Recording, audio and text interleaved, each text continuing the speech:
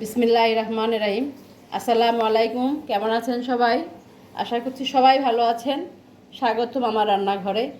আজ আমি তৈরি করে দেখাবো অন্থন। অন্থন তৈরি করতে আমার এখানে লাগছে, আমি এখানে আটা ময়দা যেটা ইচ্ছা আপনি নিতে পারেন। ময়দা নিয়েছি 1.5 কাপ পরিমাণ, সাথে লবণ দিয়েছি। এখানে নিয়েছি একটা ডিমকে ফেটে নিয়েছি আর পানি। এখন আমি কাজ শুরু করি। ডিমটা আমি দিয়ে দিচ্ছি। আটা করতে খুব বেশি কিছু লাগে না, ডিমটাই মেন, আর কিছুই না। ডিম দিয়ে আটাটাকে ভালো করে মিশিয়ে সবগুলো আটার সাথে মিক্সড করে তারপরে আমি আস্তে আস্তে পানি দিব।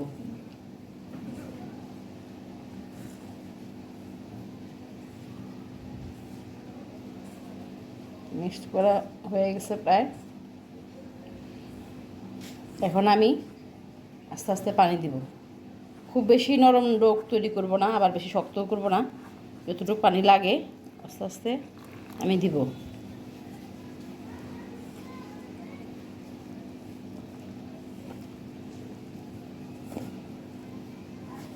এভাবে যতটুকু পানি লাগে দিয়ে দিয়ে তারপর আটাটা তৈরি করে নেবেন। আমি এটাকে ভালো করে মথে নেই।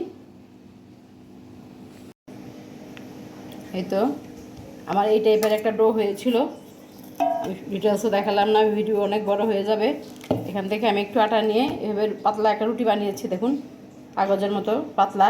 পাতলা না হলে এটা মুসমুসে হবে না। পাতলা একটা রুটি বানিয়ে নিলাম। আর এখানে আমি পুর তৈরি করেছিলাম অন্থনের জন্য। মাংস নিয়েছিলাম। মাংসটাকে আপনারা ব্লেন্ডারে ব্লেন্ড করে কিমা তৈরি করবেন না। এটাকে আমি বটিতে কেটে নিয়েছি। কেটে একটু সবজি আপনাদের পছন্দ মতো আমি একটু গাজর দিয়েছি, একটু বাঁধাকপি দিয়েছি, দিয়ে একটা সবজি একটু হালকা রান্না করে নিই। খুব বেশি কুক করিনি, যেহেতু ভাজা হবে, ভাজা হলে আরেকটু রান্না হয়ে যাবে। এই জন্য আমি হালকা একটু সব মশলা দিয়ে ম্যারিনেট করে একটু রান্না করে নিয়েছি। ভিডিওটা অনেক বড় হয়ে যাবে বিধায় আমি এটা দেখালাম না, আমি বলে দিলাম আপনারা একটু মাংসটাকে এভাবে ম্যারিনেট করে আদা রসুন দিয়ে একটু মশলা দিয়ে ম্যারিনেট করে রেখে পরে এভাবে পেঁয়াজ দিয়ে ভেজে নেবেন। একটা পুর তৈরি হয়ে যাবে। এখন আমি অন্থন তৈরি করব। আমি যেখানে একটা রুটি বানিয়েছিলাম, পাতলা রুটি, এটাকে আমি এভাবে 4 টুকরা করে নিব। আমি এই আটা দিয়ে আপনাদের কাছে স্প্রিং রোল বানায় দেখাবো।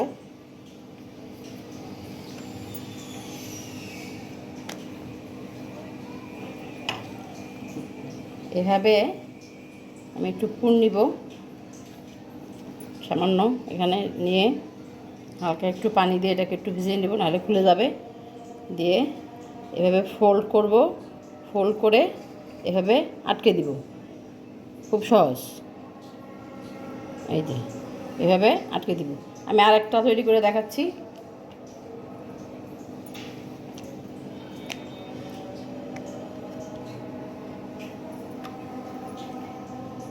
এখানে একটু উঁচু করে ডোটা রাখবো, কিমাটা রেখে হালকা একটু পানি নিব, নিয়ে এটাকে এভাবে চেপে এভাবে একটা ফোল্ড করে এভাবে আটকে দিব।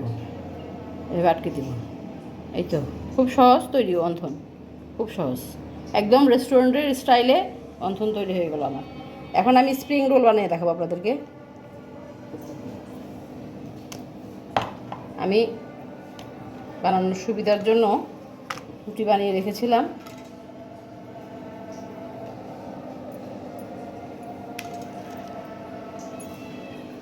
এটাকেও সেই পাতলা করে বেলে নেবেন।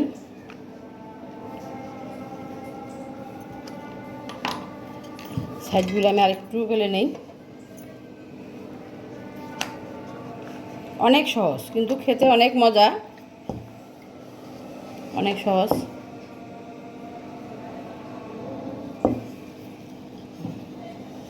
এখন এটাকে আমি সাইডগুলি কেটে ফেলবো। রুটি আমার একটা 4 কোনা শেপ রুটি লাগবে।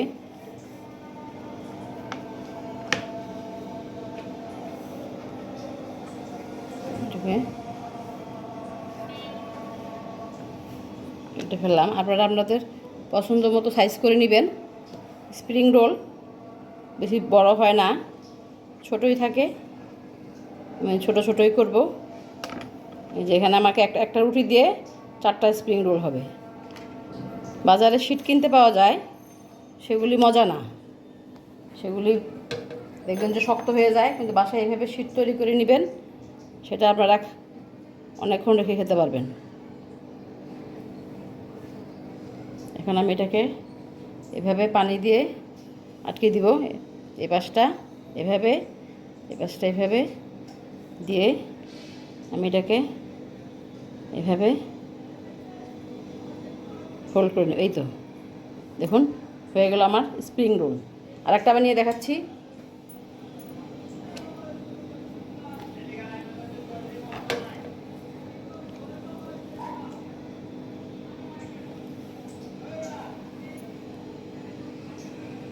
যে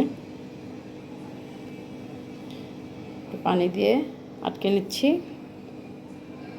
এভাবে ফোল্ড করে এভাবে ফোল্ড করলাম, করে এই হয়ে গেল আমার স্প্রিং রোল। এখন আমি এগুলোকে ভাজবো। চুলায় তেল বসিয়ে গিয়েছিলাম, তেলটা গরম হয়ে গেছে। এখন আমি চুলা কমিয়ে অন্থনগুলো দিব। বেশি গরম তেলে দিলে পুড়ে যাবে, ক্রিস্পি হবে না, আস্তে আস্তে হবে।